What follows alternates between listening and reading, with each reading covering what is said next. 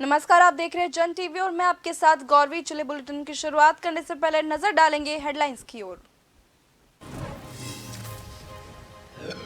उत्तराखंड के मुख्य सचिव ने सचिवालय में ली बैठक। इको टूरिज्म और सरकारी भूमि की डिजिटल सूची तैयार किए जाने पर हुई चर्चा। रोजगार को लेकर प्रस्ताव तैयार करने के दिए निर्देश।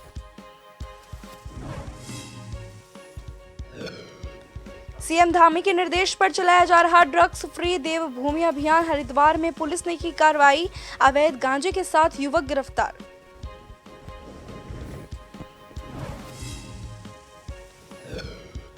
उत्तराखंड के चमोली में सरकार जनता के द्वार कार्यक्रम। उप जिलाधिकारी की अध्यक्षता में छाए रहे सड़क 34 शिकायतें हुई दर्ज। राष्ट्रीय सैनिक संस्था रुड़की के कार्यक्रम में बोले राज्यपाल सिंह, पूर्व सैनिक होते हैं नेचुरल डीलर्स। देश को आत्मनिर्भर बनने से कोई नहीं रोक सकता। उत्तराखंड में मानसून को लेकर प्रशासन सजग। देहरादून में जिलाधिकारी ने दिए निर्देश। सड़कों से मलबा हटाकर ड्रेनेज का काम करें। सड़कों पर जलभराव की समस्या को किया जाए ठीक।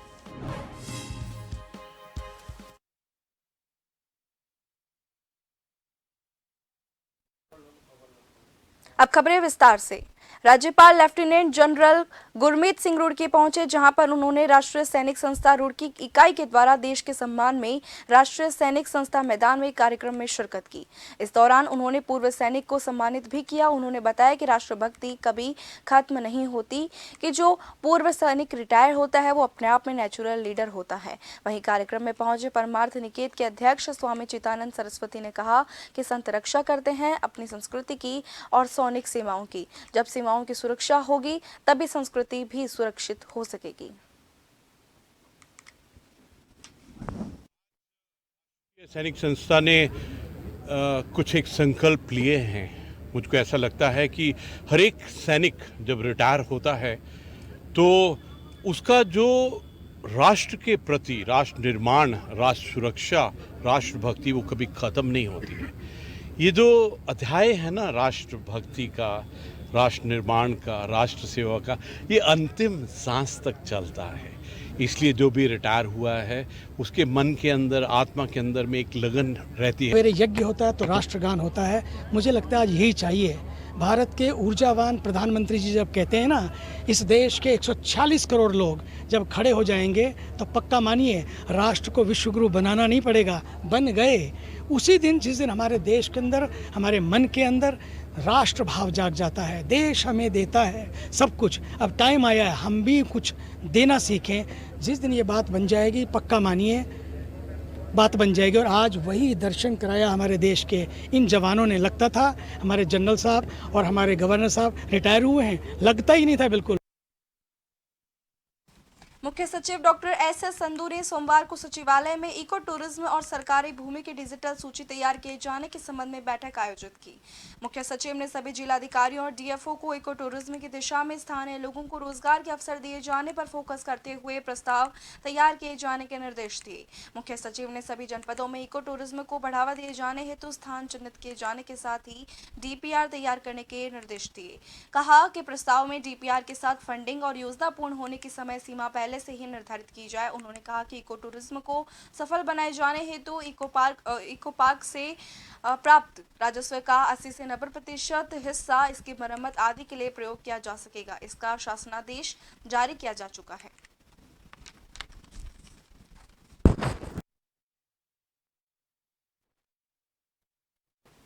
Mussoorie traders and welfare association के तत्वावधान में 22 जून से 30 जून तक मसूरी योगा फेस्टिवल का आयोजन किया जाएगा, जिसमें योगा ट्रेनर कोमल सेमवाल के द्वारा लोगों को योग के बारे में जागरूक किया जाएगा। मसूरी के होटल के सभागार में आयोजित प्रेस वार्ता में Mussoorie traders and welfare association के अध्यक्ष रजत अग्रवाल ने बताया कि मसूरी में पहली बार मसूरी योगा फेस्टिवल का आयोजन किया जा रहा है, जो कि मसूरा राधा कृष्ण मंदिर के सभागार में 22 जून से 30 जून तक आयोजित किया जाएगा। फेस्टिवल में योगा ट्रेनर कोमल सेमवाल के सहयोग से लोगों को योगा का अभ्यास कराने के साथ योगा के प्रति जागरूक किया जाएगा।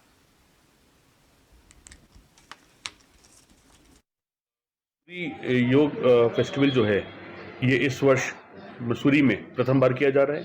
उत्तराखंड में समय समय पर हर पर्यटक स्थल में योग उत्सव होते हैं। ऋषिकेश का योग फेस्टिवल बहुत ही मशहूर है, अंतर्राष्ट्रीय स्तर पर है। इसके साथ साथ नैनीताल में हो रहे हैं, हरिद्वार में होते हैं, देहरादून में होते हैं। मसूरी इससे अछूता था और इस बार हमने प्रयास किया है कि मसूरी में एक मसूरी योग फेस्टिवल की शुरुआत हो, जिसको हम जल्द ही इस बार छोटे स्तर पर शुरू कर आने वाले समय में अगले वर्ष एक व्यापक अंतर्राष्ट्रीय स्तर पर ले। प्रदेश में मानसून कुछ ही दिनों में दस्तक देने वाला है। ऐसे में राजधानी देहरादून में आमतौर पर बारिश के चलते जगह जगह नालियां चौक हो जाने से सड़कों में जलभराव की स्थिति पैदा होने लगती है। मानसून को देखते हुए जिलाधिकारी सोनिका ने कहा कि लगातार इस संबंध में संबंधित विभागों को निर्देशित किया गया है कि बारिश के चलते सड़कों पर जगह जगह वाटर लॉगिंग की जो कि समस्या आए दिन बनी रहती है, उसको तत्काल ठीक किया जाए और साथ ही नदी नालों में मालवा और ड्रेनेज आदि का कार्य समय से पूर्ण किया जाए।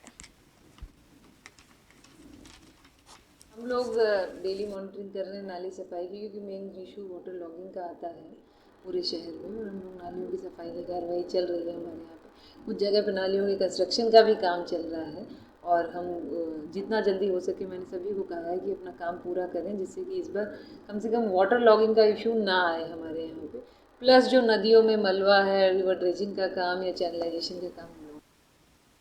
मुख्यमंत्री पुष्कर सिंह धामी के निर्देश पर उत्तराखंड के सभी जनपदों के साथ साथ हरिद्वार जनपद में भी ड्रग्स फ्री देवभूमि अभियान चलाया जा रहा है।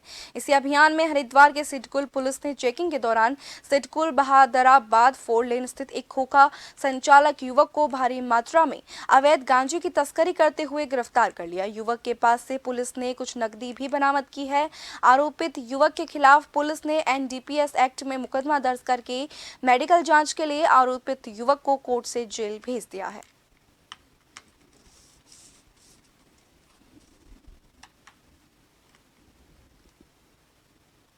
ड्रग फ्री देवभूमि मिशन 2025 उसी के तहत हमारे द्वारा समय समय पर जनसभाएं भी आयोजित की जाती रहती है एवं प्रिवेंटिव के तहत अभियोग पंजीकृत करने भी कार्रवाई की जाती है। इसी क्रम में हमारे द्वारा एक सफलता हासिल की गई सिरकुल क्षेत्र में। सिरकुल क्षेत्र में राजा बिस्कुट चौक के पास एक खोखा था, जिस पर अवैध रूप से ये गांजा वगैरह बेचा जा रहा था। इसकी समय समय पर हमें इनपुट प्राप्त हो रहे थे। सूचना पर हमारे द्वारा साझे में टीम तैनात की गई एवं इनपुट प्राप्त होने पर उस पर दबिश दी गई एवं वहाँ पर सफलता।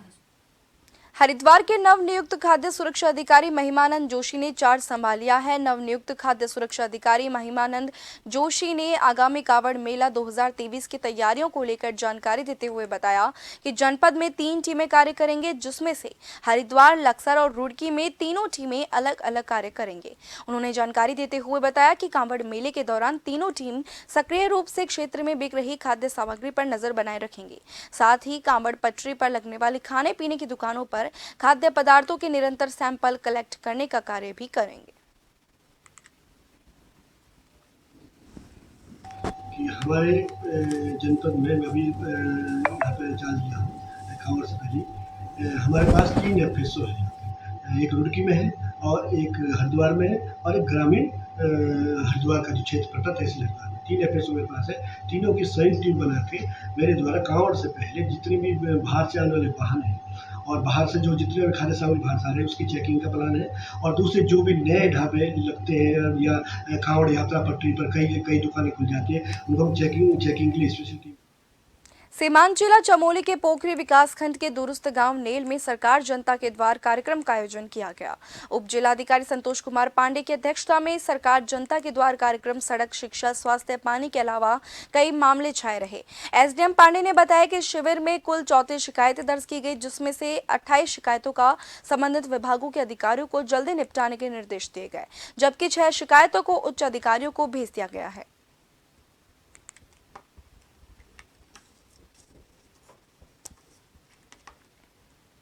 उत्तराखंड मुस्लिम राष्ट्रीय मंच परिवार की ओर से ज्वालापुर में पैगाम में अमन कार्यक्रम आयोजित किया गया, जिसमें मुख्य अतिथि के रूप में पहुंचे मुस्लिम राष्ट्रीय मंच के संस्थापक इंद्रेश कुमार रहे, जिनका सैकड़ों की संख्या में मौजूद संगठन से जुड़े कार्यकर्ताओं ने स्वागत किया। इस मौके पर उन्होंने कहा कि हिंदुस्तान एक है, हम सब एक है का संदेश देते हुए संगठन में शामिल कार्यकर्ताओं को बड़ी जिम्मेदारी भी सौंपी, जिनमें वरिष्ठ कार्यकर्ता शबनम जहां को हरिद्वार विभाग संयोजक तो वहीं अनम अंसारी रुड़की को सह संयोजक की जिम्मेदारी सौंपी गई है। मंच ने आज के इस जलसे में सैकड़ों हजारों की संख्या में उपस्थित होकर पहली बात ये कही, हम 135-140 करोड़ हिंदुस्तान के लोग आवाज़ ऊंची करके बोला, हम कौन, हिंदुस्तान हिंदुस्तानी, भारत भारतीय, इंडिया इंडियन, हम हिंदुस्तान हिंदुस्तानी। केदारनाथ धाम में एक महिला ने गर्भगृह में जाकर बाबा के शिवलिंग पर नोट उड़ाया और तीर्थ पुरोहित द्वारा पूजा भी कराई गई थी। वीडियो के वायरल होने के बाद धार्मिक भावनाओं को ठेस पहुंचाने के आरोप में महिला पर केस दर्ज कर लिया गया है। बता दें, नोट उड़ाने के मामले में महिला पर FIR दर्ज कर ली गई है।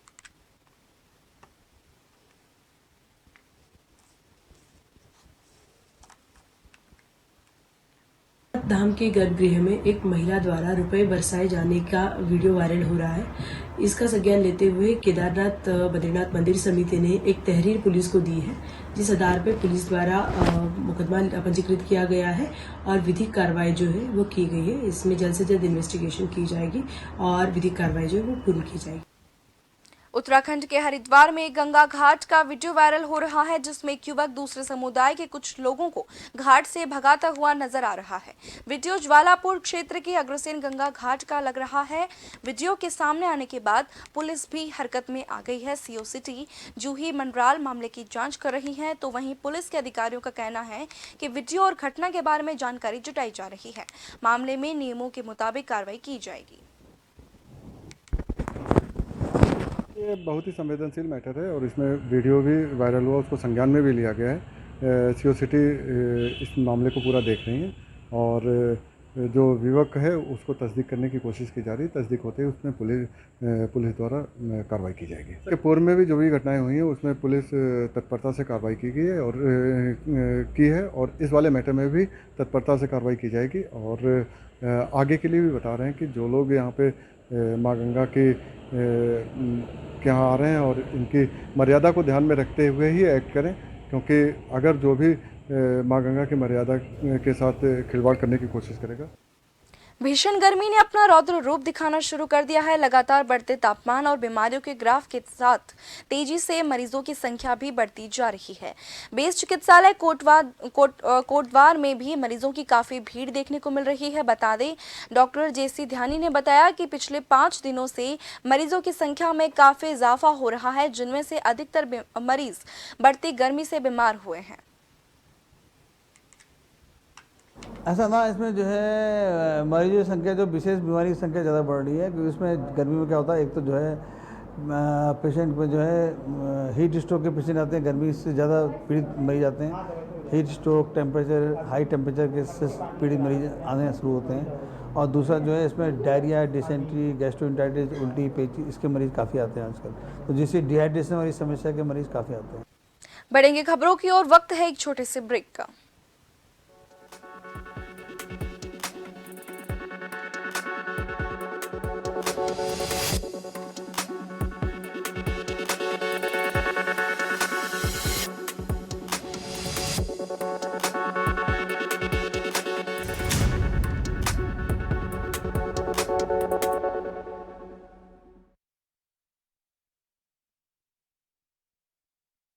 G20 की सफल मेजबानी से आज भारत वसुधैव कुटुंबकम के संदेश के साथ पूरी दुनिया में अपने बढ़ते प्रतिनिधित्व का परिचय दे रहा है। देवभूमि उत्तराखंड ने G20 सम्मेलन की पिछली 2 सफल बैठकों की मेजबानी के साथ पूरी दुनिया को अपनी समृद्ध परंपराओं, संस्कृति और चहुमुखी विकास से रूबरू कराया है। एक बार फिर उत्तराखंड तैयार है 26 से 28 जून तक G20 इंफ्रास्ट्रक्चर वर्किंग ग्रुप की तीसरी बैठक के लिए।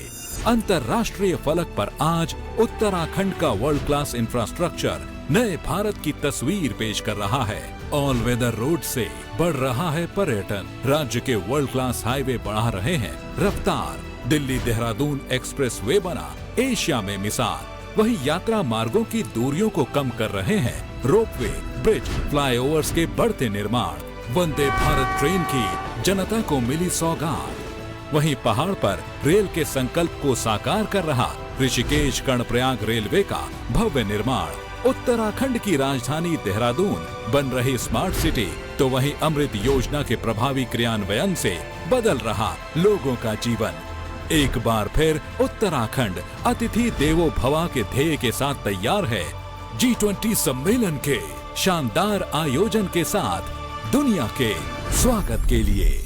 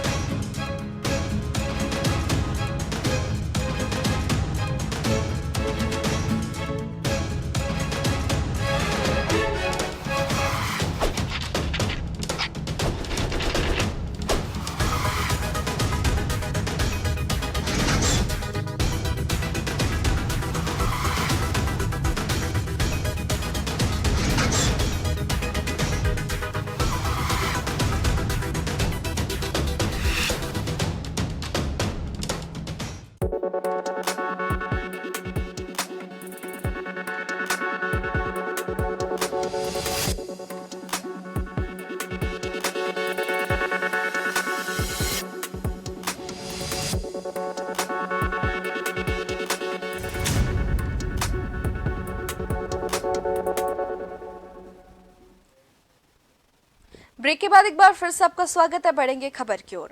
पूर्व विधायक देशराज कर्णवाल के द्वारा दिए गए बयान पर भाजपा के प्रदेश प्रवक्ता वीरेंद्र बिष्ट ने भी कड़ी आपत्ति दर्ज की है।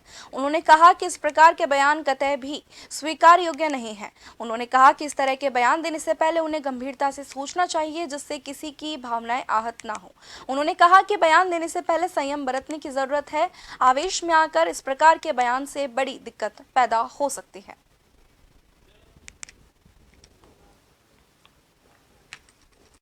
देखिए, राजनीति में जो जनप्रतिनिधि हैं और सामाजिक रूप से हम लोग काम करने वाले हैं, हम लोगों को बहुत ही संयमित तरीके से धैर्य और संयम से बातें समाज के बीच में रखनी चाहिए।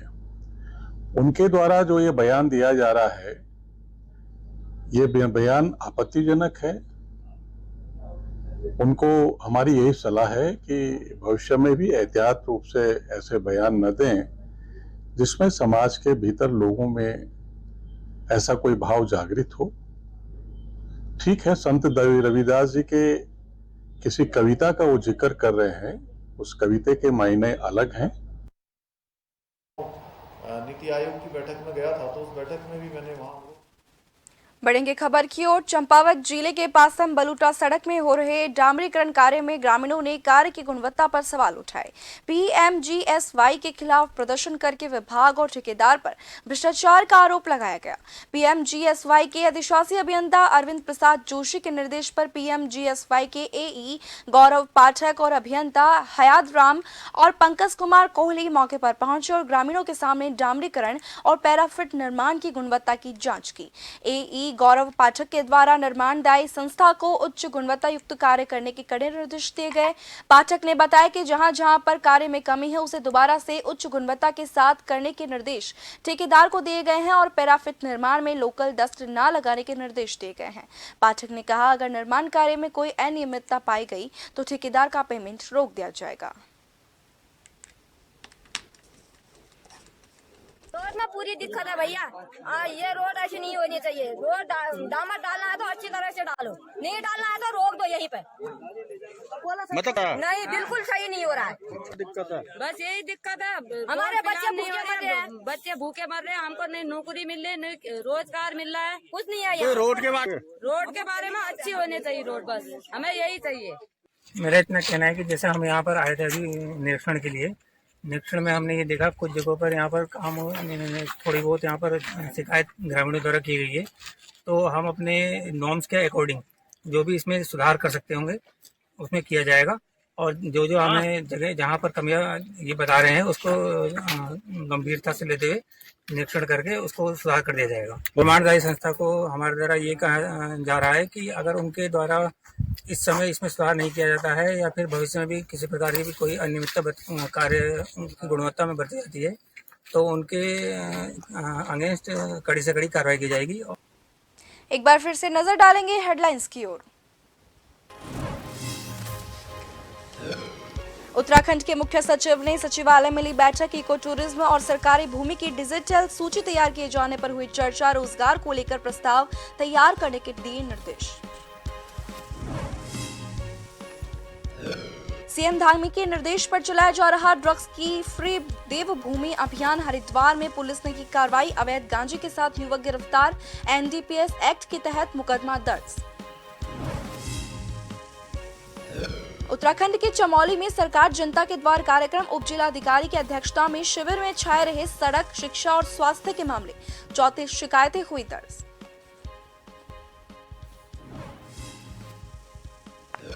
राष्ट्रीय सैनिक संस्थान रुड़की के कार्यक्रम में बोले राज्यपाल सिंह, पूर्व सैनिक होते हैं नेचुरल लीडर्स।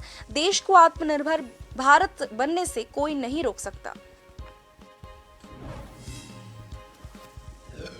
उत्तराखंड में मानसून को लेकर प्रशासन सजग। देहरादून में जिलाधिकारी ने दिए निर्देश। सड़कों से मलबा हटाकर ड्रेनेज का काम करे पूरा। सड़कों पर जलभराव की समस्या को किया जाए ठीक।